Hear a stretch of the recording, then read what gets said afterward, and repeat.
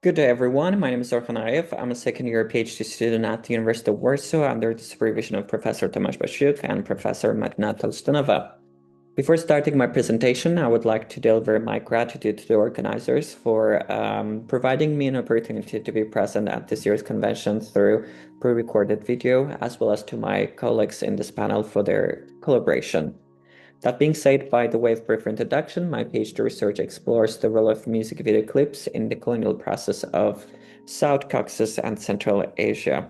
I focus on how music video clips created by women artists from conservative post-Soviet societies such as Azerbaijan, Uzbekistan, Kyrgyzstan, and Tajikistan can help people think about the long afterlife of the Soviet colonization and the complexities of the colonized identity. These countries were selected for their shared Turkic cultural heritage, of course, except Tajikistan, but as well as for the relative lack of attention they have received amongst scholars working on concepts such as decoloniality and global coloniality. The selected videos do not directly challenge any sort of political power in their respective countries, which makes them unqualified to be regarded as political videos. However, the project itself engages with the decolonial aesthetics and examines the music video clips as form of artivism in contexts where the traditional forms of protest are often silenced. The project still is in progress, yet textual, semiotic, and sonic analysis of some of the video clips have already been completed.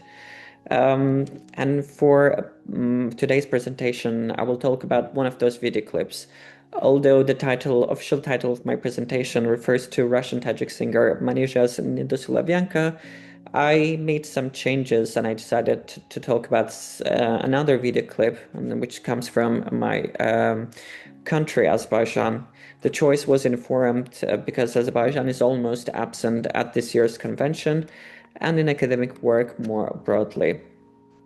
So, in a time when we are witnessing broader trend of the authoritarian and illiberal governments consolidating the power, not only in our region, but also through the globe, popular music often becomes one of the few available spaces where political meanings can circulate. When traditional activism faces stagnations or repression, the static sphere becomes a safer avenue for political expression. This is where activism or activist art plays a central role. As Martina Tolstonova notes that art's use of metaphor and ambiguity allows it to escape censorship and avoids direct conflict with traditional norms, often that secularized by the people of their countries.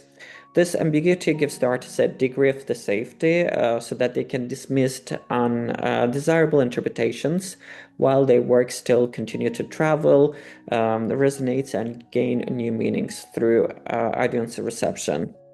So in this paper and today's presentation, I will discuss the following questions. In what ways can music video in Azerbaijan be situated within the context of the decolonizing people's minds and challenging a society shaped by the neoliberal modernity coloniality? And what role audience plays in such music video? My discussion includes a close readings of a case study, namely Eshkina Shaksal by Diana Dihash. It's a band, or the name of the video clip could be translated into English as Lower Your Love, with a reference to themes of the post-Soviet identity, gender performativity, and contemporary Azerbaijan. So Dihash is a trio led by Diana Nassif, accompanied by Anar on guitar, Ali on drums. The band first gained public attention with their debut single I Break Again, released in December 2014.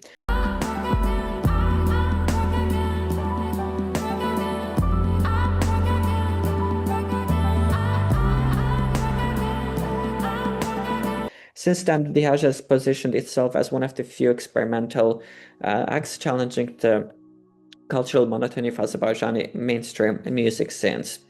So in early December 2016, following the success of I Break Again, Diana was selected to represent Azerbaijan at Eurovision Song Contest, a major highly televised international cultural event that attracts over 160 million viewers annually and functions as a platform for competition among the European nations.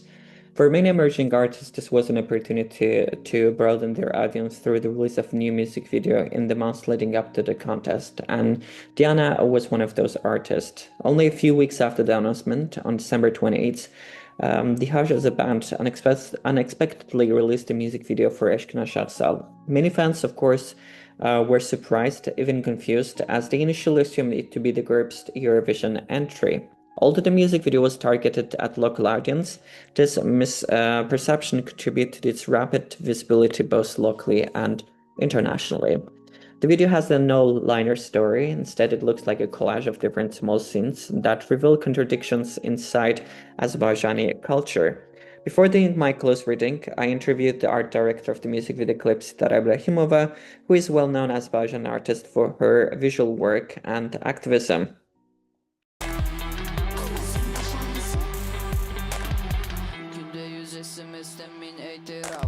Deniz kırağında bak, milyoner etraf var. Balayında Dubai, kışa uçuş Paris'e. Otelin yaşası giyim keçim halisi. Gucci ve Armani, Dolce Gabbana.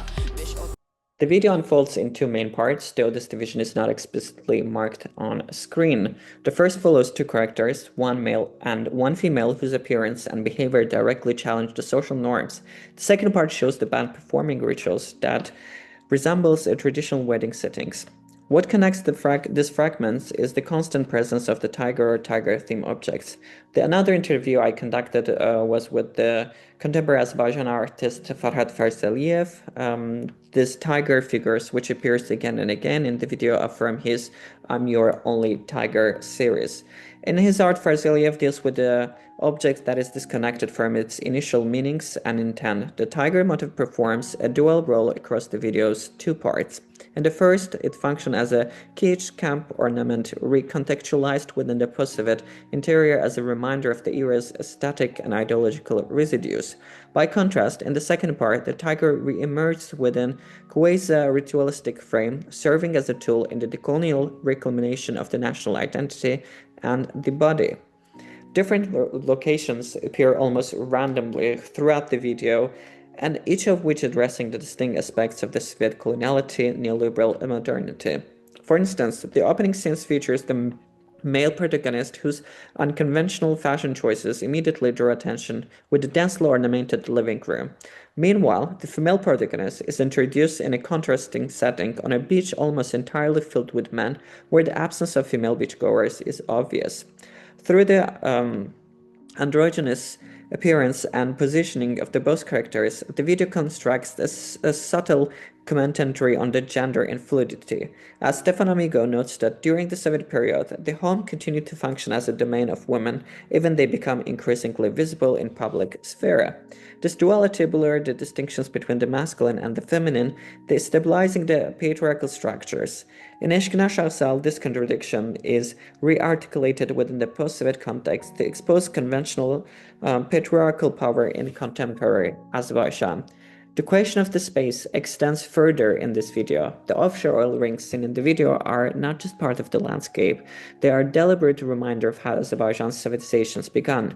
Oil was the key reason for the Red Army's invasion in the 1920s, which ended the short-lived First Democratic Republic of Azerbaijan. From the very beginning, Baku's oil was treated not as a local resource, but as a collective Soviet property to be channeled wherever it best served the Union's economy. Beachgoers, too, were part of the Sovietization. In Baku, this dynamic was most visible on the Caspian beaches. Each summer, they attracted visitors from across the republic, as well as the tourists from socialist states of the Eastern Europe. The access, however, was strictly stratified and controlled. Foreign visitors, especially those from the capitalist countries, were directed to designated dunes in Zagulba. The best known was the Interest Beach, fenced off from the locals and guarded by the State Security Committee. Metal barriers kept the local populations out, ensuring that no contact could take place between foreigners and locals.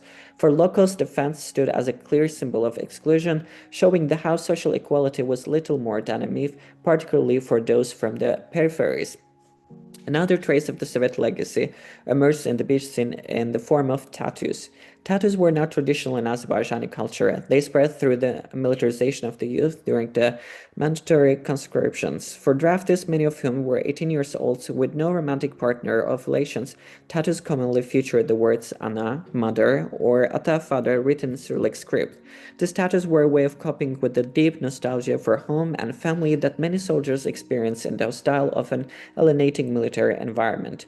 Moreover, tattoos served as the informal markers of the ethnic belonging, enabling the older conscripts from the same region to identify each other, especially newcomers, and a form protective alliance in often violent and chaotic environment of the Soviet army, where hazing and physical violence were widespread. Alongside the visual and sonic interpretation, I also examined the audience reception by analyzing the social media comments. When we look at the reactions on platforms such as YouTube, we see that much of like the video itself, the responses are highly diverse and reveal a wide range of interpretation.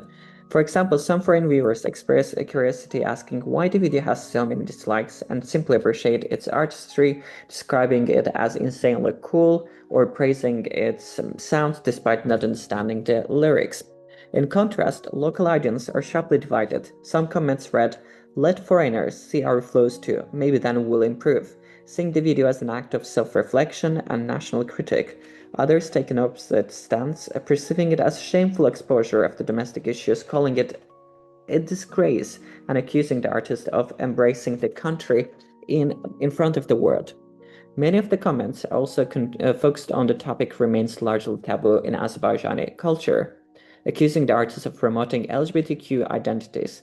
In the video, the androgynous appearance of the two main characters disrupts and challenges the normative gender roles within the conservative social context.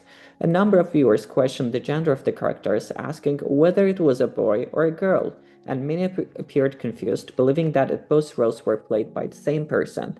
The backlash intensified to the point where the female protagonist, Nigar, publicly clarified that she is a cisgender woman in her social network accounts.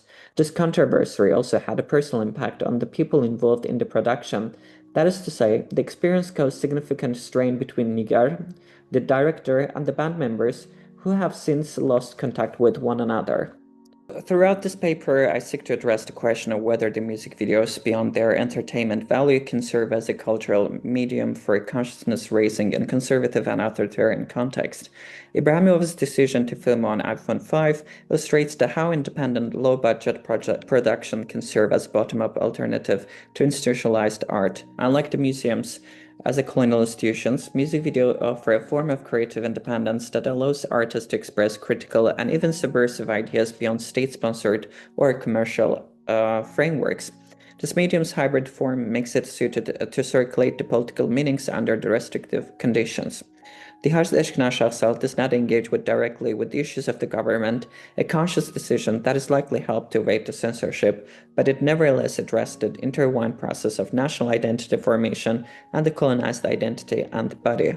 It was, for obvious reasons, not intended for mainstream television and therefore had limited potential to influence social change directly, yet it functioned as a mirror reflecting and subtle challenging dominant narratives within Azerbaijani society.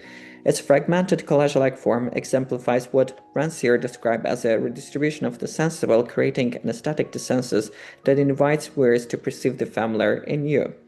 As in the polarized audience reception, where the viewers alternatively praised and condemned the video, Eshkina Shahsal opened a space for public negotiations around identity, gender, and national image. The comments themselves become an extension of this artwork, revealing how colonial morality and patriarchal anxiety continued to structure the public discourse. I would like to thank you once again for your attention and for listening to my presentation.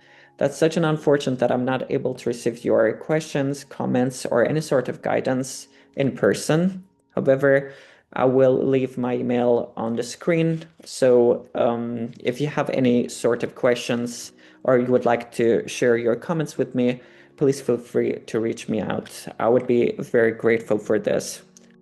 And also, if you think that our projects are aligned with each other and you would like to collaborate with me, I would be grateful also receiving such emails. Once again, Thank you very much for your attention and wish you a very productive conference ahead.